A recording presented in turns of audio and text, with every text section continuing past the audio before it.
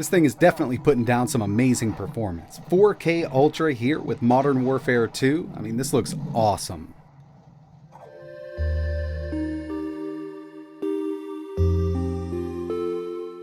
What's going on, everybody? It's etaprime back here again. Today we're going to be taking a look at the brand new Nvidia 4070 Ti. Now this is one I've been waiting on. ZOTAC was kind enough to send this over for review, and this is their AMP Extreme AIRO version. They also have the AMP AIRO and the Trinity that they're going to be offering over on their website, but this seems to be one of the higher end versions that they're offering right now for the RTX 4070.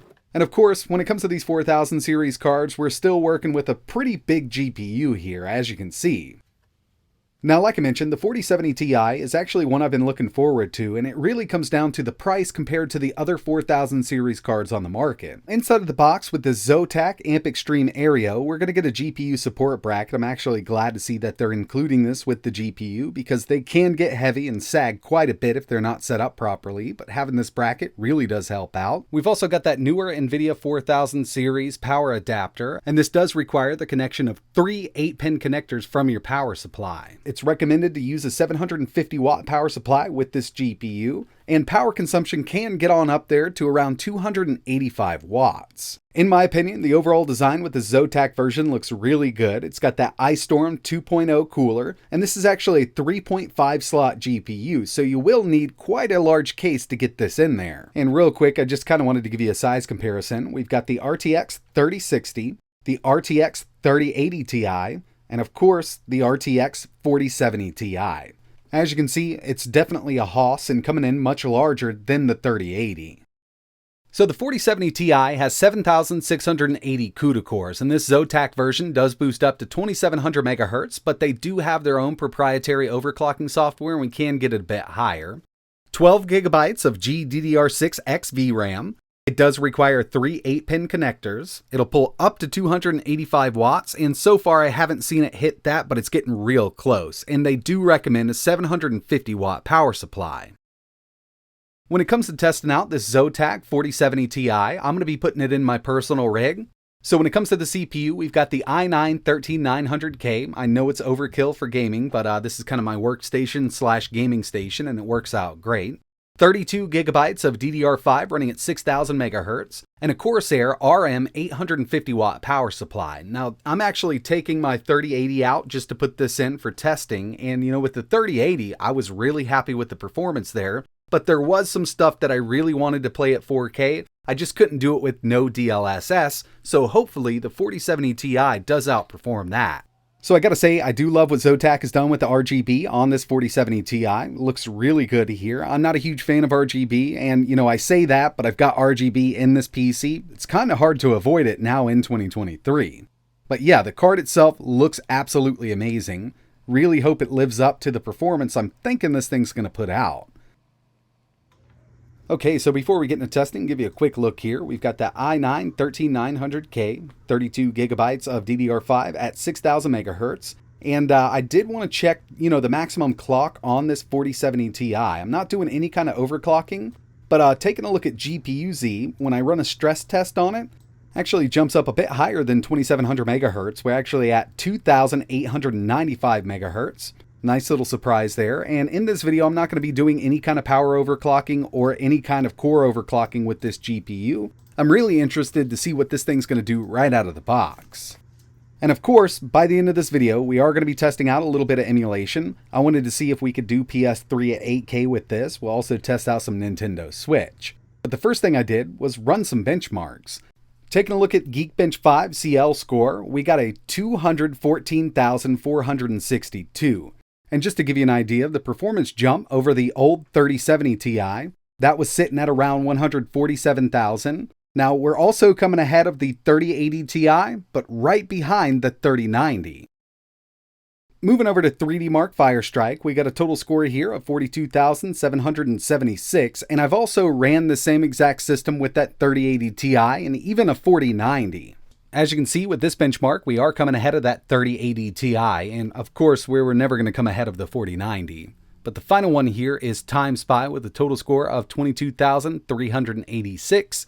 Kind of the same thing here with that 3080 Ti and that 4090. And just taking a look at these synthetics, it's definitely not too far off from the 3080 Ti. So if you're already rocking a card like that, there's absolutely no reason to upgrade to the 4070 Ti. And really, the only reason I mention it is because the 4070 Ti is actually only coming in $100 cheaper than the older RTX 3080 Ti. Retail on that was $899. Retail on the 4070 Ti is supposedly $799. But now it's time to move over to some real-world gaming. I mean, we could run synthetics all day, but I want to see what this thing can do. And first up, we've got Spider-Man Miles Morales, 4K, very high, no DLSS, absolutely amazing performance. Now, with most of this stuff, I'm just going to go up to 4K. We're kind of at that point right now where, yeah, it's going to run it at 1080 and 1440, no problem. And with this one, we got an average of 87 FPS. So you'll see it jump up way higher than that when we're up in the air, but down there where everything's happening, we've got that average right around 87, which isn't bad at all given that we're not using DLSS. Moving over to my favorite racing game, we've got Forza Horizon 5, 4K, Extreme, no scaling whatsoever, and this is one of those games that does perform quite well on a lot of different systems. And with this 4070 Ti, I mean, totally maxed out here with Forza Horizon 5, we can get an average of around 112 FPS. And of course, we could drop this down to Ultra, but we're at those extreme settings, 4K, no scaling. Next on the list, we've got God of War, 4K, Ultra, no DLSS. I thought we'd get a little more out of it, like it sits right now. Don't get me wrong, it is playable like this. We got an average of 78 FPS. But given we're working with the new 4000 series card, I figured it'd be a bit more. And of course, we can get a lot more out of it by turning DLSS on. Just went to performance here. And now we can get an average of around 114 FPS. And I'll tell you, I mean, even going to performance at this higher resolution, it's really hard for me to tell by my naked eye that there's any difference between the resolution itself. This looks really good like it is. You know, I had to throw Doom Eternal in here. In my opinion, this is one of the best optimized games out there. I mean, be it for Linux or Windows, it just basically runs on anything. We're at 4K, Ultra Nightmare, no scaling whatsoever, and we can get an average of around 168 FPS.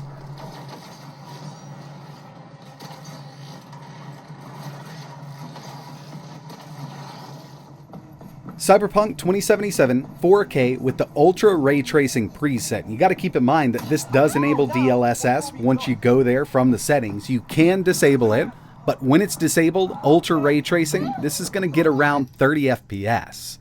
Now, what I wanted to do here was just take it down to, let's say, Ray Tracing low. Still have DLSS set to auto, that's what it is out of the box. And we can get an average of around 81 FPS. Now personally, what I would do with a game like this is just take it to Ultra settings, DLSS set to balanced, and just have a really great time with it. We're going to average around 81 set up like that, or you could run the ray tracing presets. It's really up to you. Elden Ring 4K Ultra 4070 Ti is definitely going to handle it as long as your CPU can keep up. Now remember, we've got that 13900K here, so it's not going to be an issue. And I'll tell you, this game looks absolutely amazing at 4K Ultra. I mean, we're maxed out here. And the final thing I wanted to test was Call of Duty Modern Warfare 2. So I just ran the built-in benchmark. And with this first run, we're at 4K Ultra, no DLSS. We got an average of 82 FPS, but we got a low of 42. So, you know, with it totally maxed out like that, you will have some dips when there's lots of explosions going on. But just taking DLSS to balanced brings our average up to 149 FPS, and we only got a low of 89 FPS. So I'd say this is probably the way you want to play it at 4K on the 4070 Ti, but you know, we can always drop that resolution down to 1440, take it to Ultra, no DLSS, and play it all day long. And of course, you knew we were going to test out some emulation, and when it comes to basically everything that I tested here, your CPU is really going to be the most important part. That 13900K is going to run all of it just fine, but when it's time to upscale, that's where your GPU is going to come into play. Here we have Zinnia, the Xbox 360 emulator with Forza 2, and we can get an average of around 250 FPS. VSync is off here.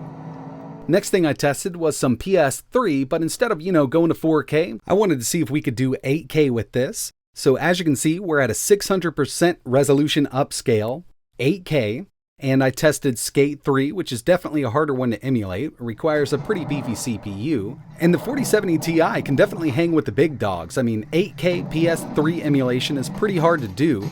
We do get a few dips, but I really do think it comes down to driver optimizations right now. And I'm sure in the future we won't see any of those dips. And you know, if I didn't have that frame counter on, I wouldn't even notice it went down 2 frames. And the final one I wanted to test here was Yuzu for some Switch emulation. From the settings, you can go all the way up to 6x resolution, which is around, I think, 12K, maybe a little more. But at 4x res, we're at 8K, and it does run these games at full speed. I mean, we're getting great performance here. So Switch emulation at 8K is possible on the 4070 Ti.